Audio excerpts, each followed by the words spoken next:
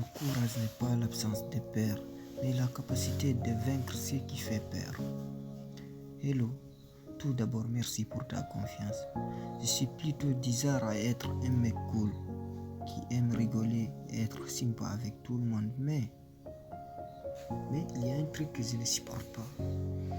Les gens qui savent pertinemment qu'ils mentent et dont l'objectif du mensonge est de détruire. Ce genre de situation arrive le plus souvent lorsqu'il y a rupture dans un couple. L'un des protagonistes n'acceptant pas cet état de fait décidera de tout mettre en place pour faire la vie de l'autre un enfer. Le courage n'est pas l'absence de peur, mais la capacité de vaincre ce qui fait peur. Hello, tout d'abord merci pour ta confiance. Je suis plutôt bizarre à être un mec cool, qui aime rigoler et être sympa avec tout le monde, mais il y a un truc que je ne supporte pas. Les gens qui savent pertinemment qu'ils mentent et dont l'objectif du mensonge est de détruire. Ce genre de situation arrive le plus souvent lorsqu'il y a rupture dans un couple. L'un des protagonistes n'acceptant pas cet état de fait décidera de tout mettre en place pour faire la vie de l'autre un enfer. C'est ce qu'ils appellent une post-relation toxique. Le meilleur exemple de ce style de toxicité, c'est le procès ultra médiatisé entre Johnny Depp et Amber Heard. C'est-à-dire, la dépeint un homme horrible, monstrueux et violent envers les femmes en se passant comme énergie du mouvement de la cause des femmes battues. Or, il s'est avéré au véridique du jury que la plupart des propos d'Amber Heard étaient faux. Tout ça a fait que je me suis retrouvé à détester à cette femme, car j'ai connu des femmes qui ont réellement été victimes de brutalité conjugale. Manipuler une cause noble en mentant pour détruire quelqu'un d'innocent, c'est quelque chose de dégueulasse. Maintenant, il faut que je te révèle un secret. Tu me connais, je n'aime pas trop parler de moi en détail, mais si tu subis une post-relation toxique, il est de mon devoir de partager avec toi mon expérience pour t'aider à t'en sortir. Oui, moi aussi j'ai été victime d'une post-relation toxique où la personne a tout fait pour détruire ma réputation, mes rêves. Jamais j'en aurais cru possible qu'une personne qui disait m'aimer à la folie puisse du jour au lendemain décider de me détruire avec folie. Ça a commencé avec un harcèlement et des menaces si je ne me remettais pas en couple avec elle. Or, la vie n'est pas faite pour gâcher par un être qui n'a que de la haine dans le cœur. C'est la raison pour laquelle je vais partager avec toi la solution pour avoir toutes les cartes que j'ai entretenues. Elle a aussi réussi à envoyer un message horrible à toutes mes amies pour s'assurer qu'aucune ne veuille se mettre en couple avec moi. Le pire, c'est qu'elle m'avait menacé de le faire si je ne lui parlais pas. Bref, ça a été horrible et je me suis dit, mais pourquoi ne veut-elle pas me laisser tranquille? Le problème dans ce genre de situation, c'est que ça a créé de l'angoisse en toi car tu ne sais pas quel sera son prochain coup puisque son objectif dans la vie est simplement de détruire et te voir malheureux au maximum. Or, la vie n'est pas faite pour gâcher par un être qui n'a que de la haine dans le cœur.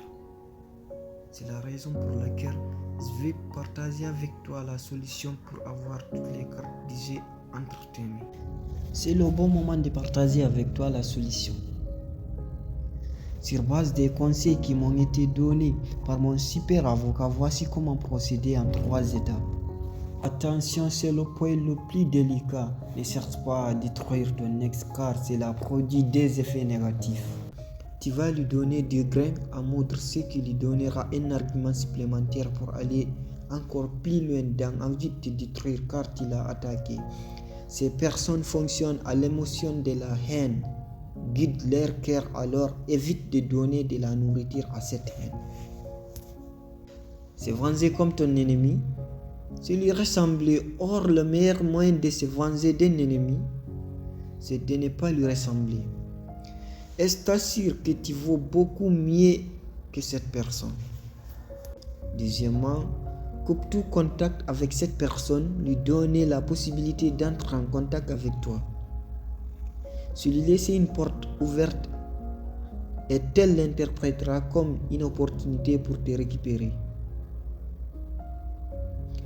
Quand tu fermeras toutes les portes, elle fera tout pour essayer de déclencher une réaction de ta part, mais ne réagis surtout pas, car c'est exactement ce que cette personne recherche.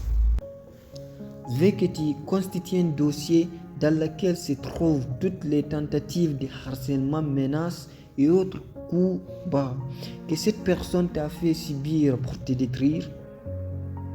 Preuves audio, SMS, témoignages de proches, tout doit être doté. Il faut que pour chaque élément tu décrives l'impact négatif que ça a produit sur ton bien-être, ton job. Une fois que c'est fait, je te conseille de tout mettre sous scellé. C'est un avocat afin que les preuves soient structurées et en sécurité. Je te préviens, ça va être très difficile de te retenir, de ne pas réagir. Sur le moment même, tu seras vraiment énervé quand tu découvriras ce qu'a fait cette personne toxique. Mais rappelle-toi que son but est d'ouvrir une porte pour faire encore pire. Alors, s'il te plaît, laisse cette porte fermée. On a besoin pour la troisième étape. L'objectif du point D, c'est de laisser cette femme toxique créer sa propre tombe sans se rendre compte. Quand tu auras appliqué ces 3 étapes, tu élimineras ton sentiment d'angoisse comme moi. Tu te sentiras beaucoup plus tranquille car tu auras toutes les cartes du jeu entre les mains et le jour où tu estimeras que cette personne toxique aura franchi la ligne rouge, tu pourras demander à ton avocat de la plainte pour harcèlement. En général, les dossiers de plainte pour harcèlement mettent du temps à aboutir et ne se concluent pas par un verdict favorable. Mais puisque tu auras suivi les 3 étapes, ce sera totalement différent pour toi. Ton dossier sera en béton armé et la personne toxique risque une peine judiciaire très lourde qui lui fera regretter tout le mal qu'elle aura essayé de te faire. Elle y réfléchira à 2 fois avant de te recontacter. Donc sur le G-Checkmark. Tu dois déterminer qui mérite ta gentillesse et qui en profite simplement car les choses belles ne sont pas toujours bonnes. Mais les choses bonnes sont toujours belles.